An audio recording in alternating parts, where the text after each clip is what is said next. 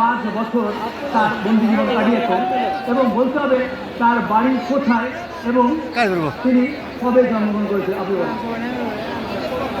হ্যাঁ, বাড়ি কই, কোথায়? হ্যাঁ, হয়নি।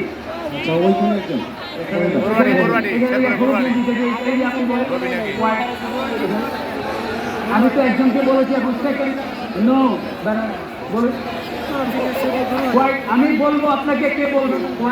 ওইখানে একজনকে বললো, একজন দেখেছি হয়নি। শুনে একটা রবীন্দ্র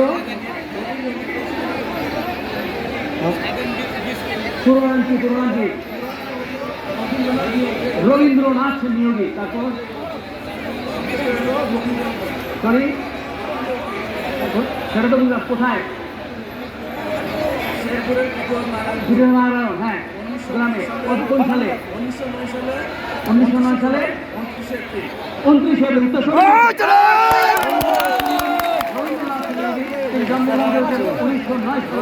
জানুয়ারি এবং তার বাড়ি হচ্ছে শেরপুরের গিরিধা নারায়ণ গ্রামে। আপনার নাম?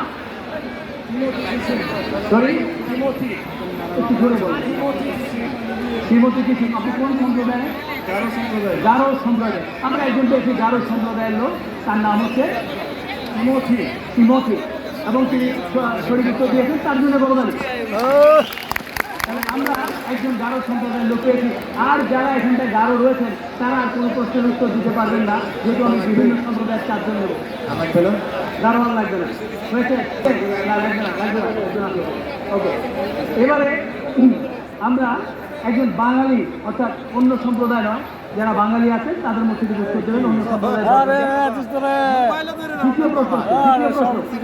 সাহিত্যিক, বিখ্যাত সাহিত্যিক মীর মোশাররফ হোসেনের বিষাদ সিন্ধু, এই গ্রন্থটি মুদ্রিত হয়েছিল শেরপুরের একটি ছাপাখানায়। বলতে হবে সেই ছাপাখানার নাম কি এবং তার মালিক কে ছিলেন? বলো। আমি শিখি না।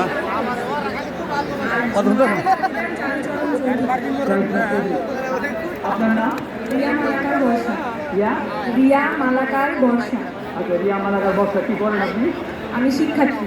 শিক্ষার্থী। আচ্ছা, অনেক ধন্যবাদ আপনাকে রিয়া মালাকার বর্ষা। আপনি বসুন। আমরা 2 জন পেয়েছি, একজন গারো এবং একজন বাঙালি। এবার যে প্রশ্নটি করবো সেটির উত্তর দেবেন কোচ, বানাই, বর্মন এদের মধ্য থেকে। তৃতীয় প্রশ্ন হচ্ছে ব্রহ্মপুত্র নদী। বাঙালি উত্তর দেবেন না, হাজব উত্তর দেবেন না, গারো উত্তর দেবেন না। আমি চাইব কোচ, বানাই এবং বর্মন। ব্রহ্মপুত্র নদী পুরাতন নাম কি? এখানে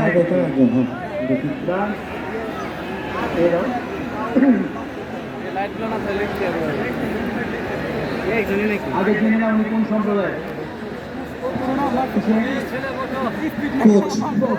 হ্যাঁ, বলুন আপনি। লোহিত সাগর।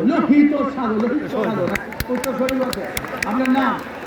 আমার নাম অর্চনা কোচ। আপনার নাম? অর্চনা কোচ। অর্চনা কোচ। কি করেন আপনি?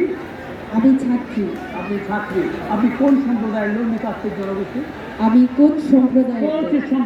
অনেক ধন্যবাদ। বসুন আপনি।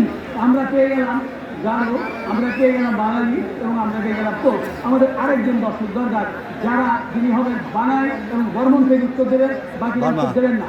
পরবর্তী প্রশ্ন হচ্ছে তুলসীমালা চাল, অর্থাৎ এখানে যেমন ঐতিহ্যবাহী চাল, এই তুলসীমালা চালকে আঞ্চলিকভাবে কি বলা হয় এবং এটি কবে জিআই অর্থাৎ ভৌগোলিক নির্দেশক হিসেবে মর্যাদা পেয়েছে?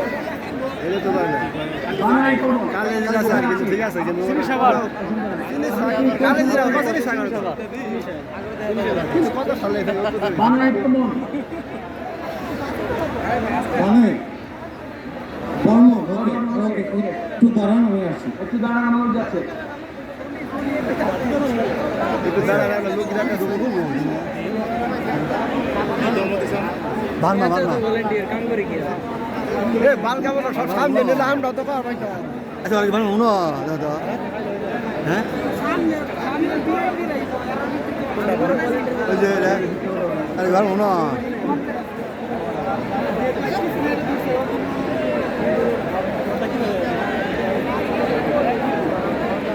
বলুন আপনি প্রশ্নটা বুঝতে পেরেছেন?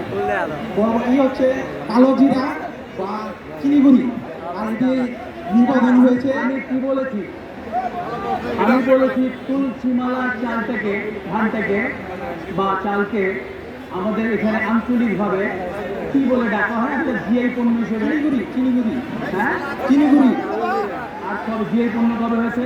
জিআই বর্ণ হয়েছে 12 জুন 2023। 12 জুন 2023 দ্বিতীয় অংশ হয়েছে। আর নিবন্ধন হয়েছে 11 এপ্রিল 2018। সেখানে আন্তর্জাতিক 12 জুন 2023 তো ছড়িয়ে গেছে।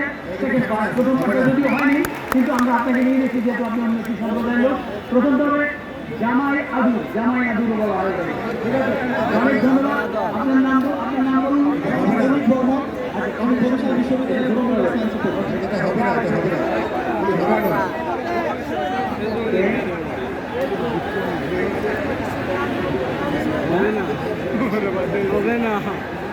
বাঙালি হিন্দু বর্মন না, আমাদের সম্প্রদায় লাগবে। আমি তো নাম হলো হিন্দু বর্মন, আমি তো বর্মন অন্য কারো বাঙালি বলি।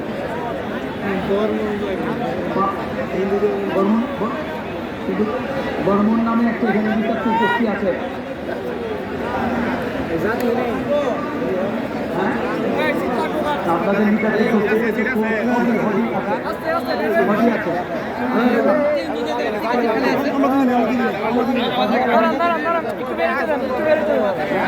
ভাই আগে যায় আপনাদের